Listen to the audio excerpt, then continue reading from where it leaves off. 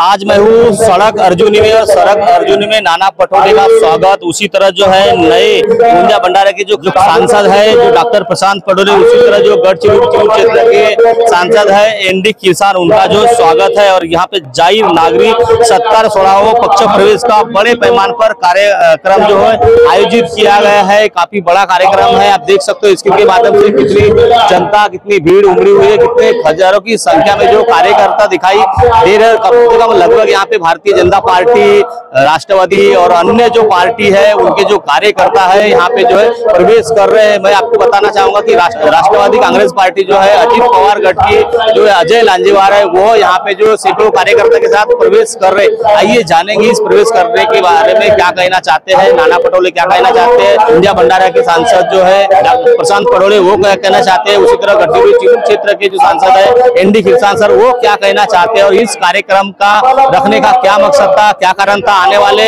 जो महाराष्ट्र में विधानसभा का चुनाव है उसमें अपनी पार्टी को मजबूत करने का क्या दावा था, और आने वाले विधानसभा में कौन कौन पार्टी को टिकट मिलने वाली, कौन कौन उम्मीदवार रहेंगे, किस प्रकार का यहाँ पे जो है नाना पटोले कहना चाहते हैं। आइए जानने का प्रयास करेंगे। महेंद्र बाबू को मुख्यमंत्री बनाना है, भावी मुख्यमंत्री करके हमारे आज कांग्रेस पक्ष में नाना बाबू के नेतृत्व में कम से कम 5 से 7 हजार कार्यकर्ताओं ने प्रवेश किया है। कार्यकर्त्यामध्ये काय उत्साह आहे आणि काँग्रेस पक्षाला विजय करण्यासाठी आता सगळे जे लोक बाहेर गेले ते एकत्रित येतात आहेत, हे चित्र आपण पाहतो आहे। आणि काँग्रेस हा तळागाळातला पक्ष आहे आणि काँग्रेस पक्षाला सत्तेमध्ये आणायचा लोकांनी मानस केलेला आहे आणि त्याचं दर्शन आज आपण पाहिलेलं आहे। राष्ट्रवादी काँग्रेसचे खूप कार्यकर्ते इकडे सामील होते काँग्रेसमध्ये। भाजप आणि राष्ट्रवादी दोन्ही पक्षातली मोठ्या प्रमाणात लोक आज काँग्रेसमध्ये सामील झालेले आहेत आणि सगळ्यांचं स्वागत आम्ही केलं। सर, आने वाले विधानसभा में जो चुनाव होने वाले हैं तो नए कार्यकर्ताओं को आप जो लोगों के बीच का होगा उन्हीं को हम देंगे। आज सड़क अर्जुनी या ठिकाणी काँग्रेसमध्ये कार्यकर्त्यांच्या मोठ्या प्रमाणामध्ये प्रवेशाचा कार्यक्रम आयोजन करण्यात आलेला आहे। आज खऱ्या अर्थानं लोकसभेमध्ये ज्याप्रमाणे काँग्रेसला खूप मोठं यश मिळालं, त्याचप्रमाणे येणाऱ्या विधानसभेमध्ये सुद्धा काँग्रेसला मोठ्या प्रमाणामध्ये यश मिळण्याचे चिन्ह दिसत आहे। कारण की आता केंद्राची सरकार असो किंवा महाराष्ट्राची सरकार असो, ह्या दोघांवरून जनतेचा विश्वास उडालेला आहे। हे किती घोषणा करू, हे किती लोकांना खोटे आश्वासन देण्याचा प्रयत्न करू, पण ह्या महाराष्ट्र सरकारचं कोणी ऐकणार नाही आणि लोकांना कळून चुकलाय की ही सरकार खोटं बोलते पण रेटून बोलते, जनतेच्या कुठल्याही प्रकारचं कल्याणाचं काम करत नाही, ह्या जनतेकडे कुठल्याही प्रकारचा मिशन नाही। आणि त्यामुळे जनतेला समजून आलं की आता काँग्रेस शिवाय पर्याय नाही, काँग्रेसही एकमात्र पर्याय म्हणून लोकांची गर्दी आता काँग्रेसकडे व्हायला लागली। महाराष्ट्राचे माननीय उपमुख्यमंत्री यांनी जी लाडकी योजना घोषित केली, त्यांनी स्वतःच्या बहिणीच्या विरोधामध्ये आपल्या पत्नीला उभं केलं आणि त्यांना कळलं नाही की ज्या बहिणीच्या विरोधात आम्ही आहोत तर आम्ही आपल्या बहिणीला न्याय देऊ शकत नाही, तर महाराष्ट्रातील ज्या बहिणी आहे त्या बाकीच्या बहिणीला आपण काय न्याय देणार। आणि म्हणून या लोकांपासून कुठल्याही प्रकारची जनता अपेक्षा ठेवत नाही, हे काही कुठल्याही प्रकारचा न्याय देऊ शकत नाही। महाविकास आघाड़ी और कांग्रेस पक्ष को कोई रोक नहीं सकता। नाना भाऊ के अध्यक्ष के अंडर में यह पक्ष इंडिया का 1 नंबर का पक्ष बनने जा रहा है और इसको कोई रोक नहीं सकता। आने वाले विधानसभा के सैलाब को कोई रोक नहीं सकता, वैसे ही नाना भाऊ को मुख्यमंत्री बनने से कोई नहीं रोक सकता।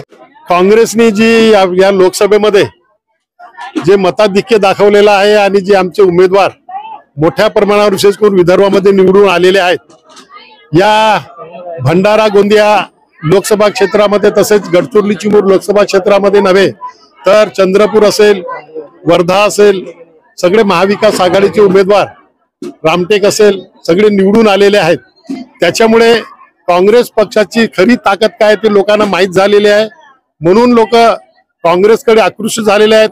बरेच भारतीय जनता पार्टीचे आमदार सुद्धा जे सध्या विद्यमान आमदार आहेत असे सुद्धा आमच्या संपर्कामध्ये आहेत आणि लोक आकृष्ट झाल्यामुळे आणि काँग्रेस पक्ष आज येणाऱ्या काळामध्ये या महाराष्ट्रामध्ये महाविकास आघाडी सत्तेत येणार आहे, त्याच्यामुळे हे सगळे आता लोक आता काँग्रेसकडे आकृष्ट होत आहेत आणि काँग्रेसची ताकद वाढत आहे आणि असे लोक आले तर त्यांचं आम्हाला स्वागत आहे।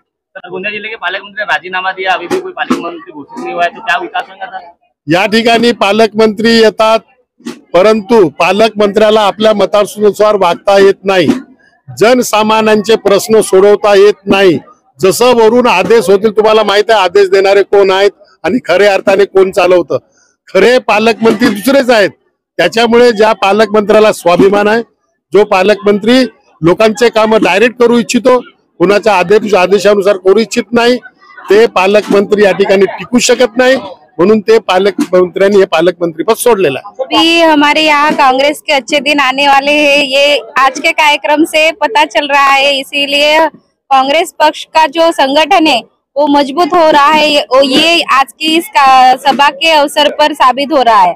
लोकसभा के रुझान के बाद जिस तरीके से आम जनता ने चुनाव अपने सर पे लिया और कांग्रेस के उम्मीदवारों को जिता कर लाया, उससे परेशान होकर विरोधी दलों के जो कार्यकर्ता है, जो एम्बिशियस है, जिनको भविष्य में जिला परिषद मेंबर, नगर पालिका के मेंबर, विधायक, सांसद बनने की महत्वाकांक्षा रखते हैं, ऐसे लोगों को अब लगने लगा है, चाहे वो महायुति के किसी भी घटक पक्ष के हो, तो सबको लगने लगा है कि अब नेताओं के साथ में रह के कुछ फायदा नहीं है। अभी आम जनता जो है कांग्रेस के साथ में हो गई है। अगर हमको अपना राजकीय भविष्य उज्जवल करना है, राजकारण के माध्यम से समाज सेवा करना है, तो कांग्रेस के सिवाय पर्याय नहीं है, यह उनको मालूम पड़ा। इसलिए आज अर्जुनी मुरगांव के छोटे से मेड़ावे में आपने देखा होगा कि हजारों की संख्या में प्रवेश किया। आने वाले दिनों में आप रुक जाइए, संपूर्ण गोंदिया भंडारा जिला जो है वो कांग्रेसमय होने वाला है। ये जो प्रवेश है आने वाले विधानसभा के मद्देनजर ही है। जिस तरह से विधानसभा आने वाले 2 महीनों में लगने वाला है, उम्मीदवारों की कतार बढ़ती जा रही है। एक समय था कि लोग बोल रहे थे कि कांग्रेस के पास उम्मीदवार नहीं होंगे, लेकिन आज हमारे प्रदेश अध्यक्ष नानाभाऊ पटोले जी, उन्होंने जिस तरह से बताया कि कांग्रेस न कभी मरी थी न कभी मरेगी, क्योंकि कांग्रेस एक विचार है जो हमेशा से हम सबके बीच में रहने वाला है। और कहीं ना कहीं विधानसभा की उम्मीदवारी इस आशा से और होने वाले समय में हमारे प्रदेश अध्यक्ष नानाभाऊ पटोले जी को मुख्यमंत्री बनाने के लिए, उनके हाथ मजबूत करने के लिए और कांग्रेस पक्ष को मजबूत करने के लिए आज इतना बड़ा जन समूह कांग्रेस पक्ष में आया है। महिलाओं को काफी आरक्षण दिया गया है, तो महिला क्या विधानसभा में कुछ मांग करने वाले सीट को लेकर? बहुत खुश है, महिलाओं में बहुत उत्साह है और होना भी चाहिए। जिस तरह से आज आपने देखा कि जिस तरह जितने पुरुष थे उतनी महिलाएं भी यहाँ थी, तो ऐसा लग रहा था कि 50% और 55% के हम हकदार है और आने वाले समय में जरूर हम में से किसी न किसी महिला को आमदार, खासदार, नगराध्यक्ष ऐसा बनने का मौका मिलेगा। लाडली बहन योजना, अगर आप किसी योजना के माध्यम से पैसे देना है तो बिल्कुल शौक से दीजिए, क्योंकि ये जनता के भरे हुए टैक्स का पैसा है। कोई अपने घर से या कोई पर्सनल व्यक्ति अपने अकाउंट से ये पैसा नहीं दे रहा है, ये हमारे देश का पैसा है, हमारे अधिकार का पैसा है। और जिस तरह से श्रावण बाढ़ योजना, निराधार योजना, ऐसी कई योजनाएं कांग्रेस के जमाने से चली आ रही थी, चली आएगी। ये 2 महीने पहले जब अभी चुनाव लगने वाले और उस समय लाडली बहना लाना एक सिर्फ और सिर्फ लॉलीपॉप है, क्योंकि आने वाले अगले महीने में आचार संहिता लगेगी और उसके बाद ये पैसा आना बंद हो जाएगा। इसीलिए सिर्फ ये एक चुनावी मुद्दा बनाने के लिए और महिलाओं को अपने तरफ आकर्षित करने के लिए, जिस तरह से मध्य प्रदेश में उनको ऐसा लगा था कि लाडली बहना की वजह से वो जीते हैं, वो उन्होंने फंडा यहाँ लाने की कोशिश की है और एक तरह से हमारी महिलाओं को बरगलाने की कोशिश की है। लेकिन ये वो मुंह के बल गिरेंगे, क्योंकि हमारे राज्य में हमारी कांग्रेस की सरकार, महाविकास आघाड़ी की सरकार आने वाली है, ये तो निश्चित है।